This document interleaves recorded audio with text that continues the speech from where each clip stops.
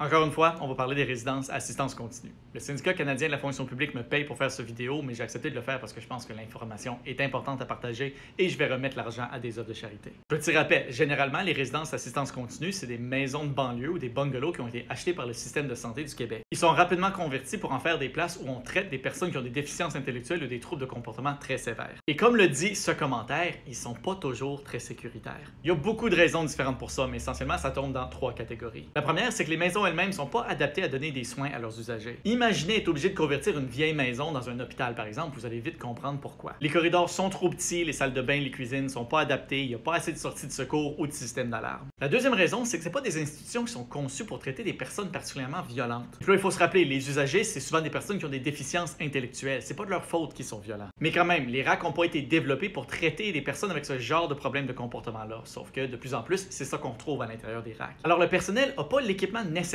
pour s'assurer leur propre protection et la protection des usagers. Ça nous mène au troisième point, c'est tellement dangereux qu'il y a un gros roulement de personnel. Alors le personnel qui est là n'a pas souvent l'expérience nécessaire pour gérer les situations qui leur arrivent. Là-dessus, les statistiques parlent quasiment par elles-mêmes. Dans une seule région, à Montérégie, de 2020 à 2021, il y a eu 88 cas de blessures qui ont nécessité une intervention médicale. Et ça, c'est juste pour quelques centaines d'usagers et d'employés dans la région administrative. Ce taux de blessure-là, c'est comparable à des métiers qu'on considère généralement comme étant très dangereux, comme policiers, pompiers ou soldats, par exemple. Et puis ça, c'est une des raisons principales qui mène le syndicat canadien de la fonction publique à faire des campagnes comme celle-ci pour essayer de sensibiliser les gens à leur réalité. On est en plein en train d'appliquer une grosse réforme de la santé au Québec. Ce serait important de garder les RAC en tête quand on fait le suivi.